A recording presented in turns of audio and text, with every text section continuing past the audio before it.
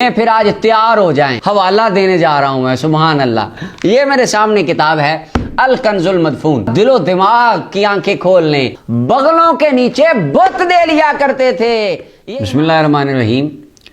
رفع دین ایک فروعی سے مسئلہ ہے، تو لیکن کچھ لوگوں نے اس کے اوپر بڑا طوفان برپا کر کے اس کو قبر حشر اور جنت کا مسئلہ بنایا ہوا ہے۔ تو اس کے اوپر بڑی دیر سے ایک ڈیبیٹ چل رہی ہے سوشل میڈیا کے اوپر یا دیگر۔ تو اب ایک نیا فرقہ جہلمیون کے پریزیڈنٹ وہ کہتے ہیں دنیا کی کسی کتاب میں دکھا دو کہ یہ کہاں لکھا ہے رفع دین شروع ہوا تھا کہ وہ بغلوں میں بت رکھ کے آتے تھے۔ یہ بغلوں میں بت رکھنے والی بات دنیا کی کسی کتاب میں دکھا دو۔ بچپن سے انہوں نے حنفیوں نے یہ نہیں رٹوایا ہوا تھا کہ بت رکھ کے آتے تھے رفع دین ہوتا تھا۔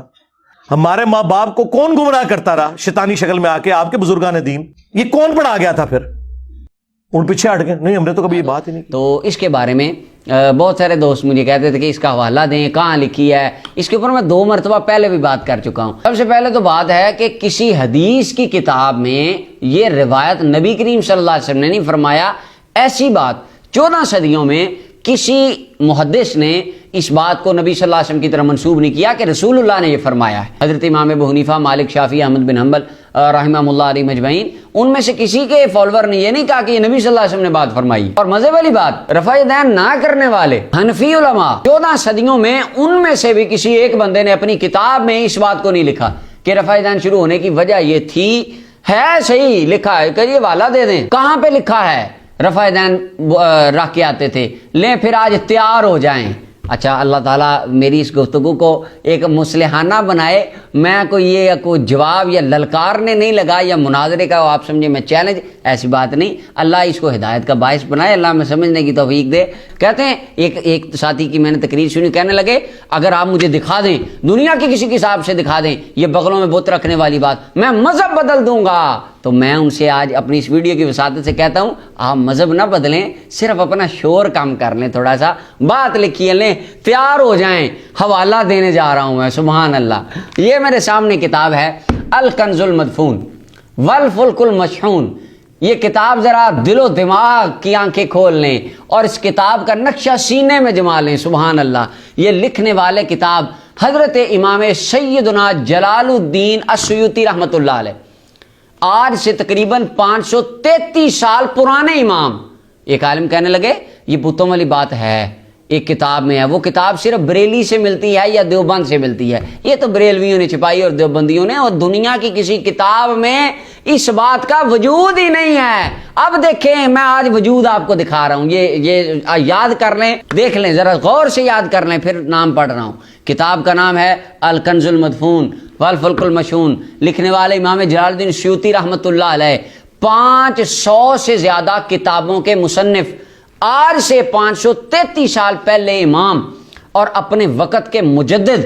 سنن نبی داؤد کے اندر کتاب الملاحم کے چیپٹر کے اندر حدیث نبی علیہ السلام نے فرمایا، 4291 نمبر روایت ہے سنن نبی داؤد کی، نبی علیہ السلام نے فرمایا ان اللہ یبعث لہذہ الامہ، اللہ تعالیٰ اس امت کے لیے ایک شخص کو بھیجتا ہے، علی راسی کل 100 سنۃ، ہر سال 100 سال کے بعد اللہ تعالیٰ ایک شخص کو بھیجتا ہے، یجدد الدین، جو دین کی تجدید کرتا ہے، جس کو مجدد کہا جاتا ہے۔ اور تمام ائمہ کا اتفاق ہے کہ 9ویں صدی ہجری کے مجدد حضرت امام جلال الدین سیوطی رحمۃ اللہ علیہ تھے۔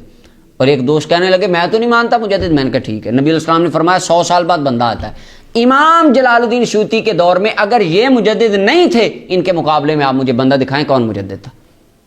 اگر کوئی کسی نے 500 سے زیادہ کتاب اس وقت میں لکھی ہو یا اس کا کام دینی ان سے زیادہ ہو اس ٹائم میں، اگر کوئی ہوگا وہ بھی اہل سنت ہی ہوگا۔ اچھا، مزے والی بات یہ ہے جس امام نے یہ بات لکھی ہے وہ جلال الدین سیوطی ہیں، اور یہ خود شافعی ہیں، رفع دین کرنے والے امام ہیں، سبحان اللہ، خود رفع دین کرنے والا امام یہ بات کر رہا ہے۔ اب امام سیوطی کیا کہتے ہیں؟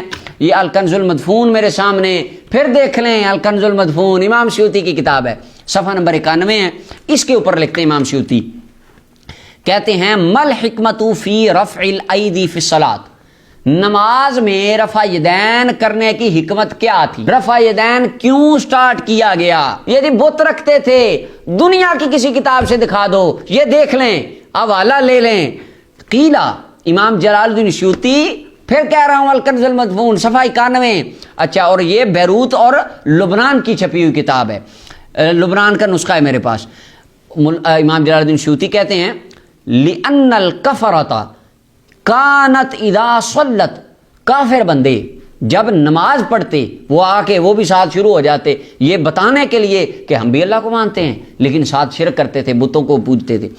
كَانَتْ اِذَا صَلَّتْ حَمَلَتْ أَصْنَامَهَا تَحْتَ آبَاتِهَا، بغلوں کے نیچے بت دے لیا کرتے تھے.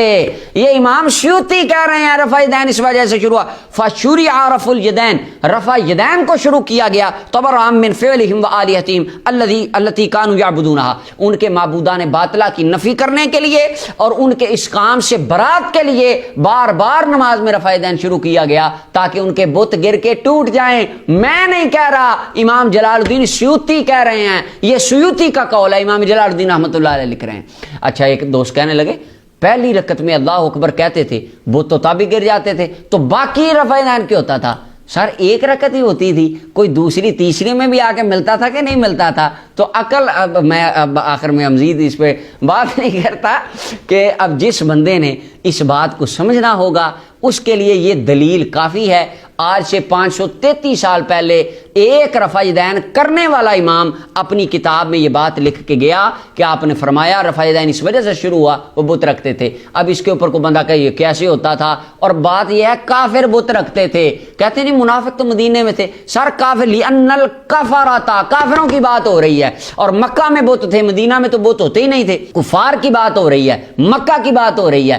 اچھا یہ بات حنفیوں نے نہیں لکھی، یہ بات بریلی سے امام رضا خان صاحب رحمۃ اللہ نے لکھی، یہ کسی اور نے نہیں لکھی. ایک رفع یدین کرنے والا امام شافعی کا فالوور اپنی کتاب الکنز المدفون صفحہ 91 کے اوپر یہ بات خود لکھ کے گئے ہیں کہ رفع یدین سٹارٹ اس وجہ سے ہوا تھا وہ بت رکھتے تھے. اگر کسی نے سمجھنا ہو اس کے لیے یہ بات کافی ہے. اگر لڑائی کرنی ہو، جس نے نہیں ماننا اس نے یہ بات دیکھ کے کتاب پڑھ کے ہاتھ لگا کے بھی نہیں ماننا. سورہ اسراء اگر قرآن کریم کے اندر ہم پڑھیں اور 15واں 16واں پارہ قرآن کریم کا اگر ہم تلاوت کریں تو اس کے اندر نبی کریم صلی اللہ علیہ وسلم سے کافر آ کے کہتے تھے کہ اے نبی یہاں پہ ایک سیڑھی آئے، آپ اس پہ چڑھ کے اوپر جائیں، کتاب لائیں، پھر ہم ہاتھ لگا کے دیکھیں گے، پھر دیکھیں گے ہم نے کلمہ پڑھنا ہے کہ نہیں پڑھنا. تو لوگ خواہش دیکھیں، حوالہ دکھائیں، حوالہ دکھا دیا، پھر کہیں گے سند دکھائیں، سند دکھا دی، پھر کہیں گے ہمارے پاس کتاب لائیں، ہم اوپر سے پڑھ کے دیکھیں گے، اور اس کے بعد بھی شاید دل کرے مانیں گے نہ مانیں گے. کفار مکہ بھی اسی طرح کرتے ہوتے تھے. تو منوانے کی کسی کے پاس کوئی دلیل نہیں. اللہ تعالی ہم سب کو سمجھنے کی توفیق عطا فرمائے.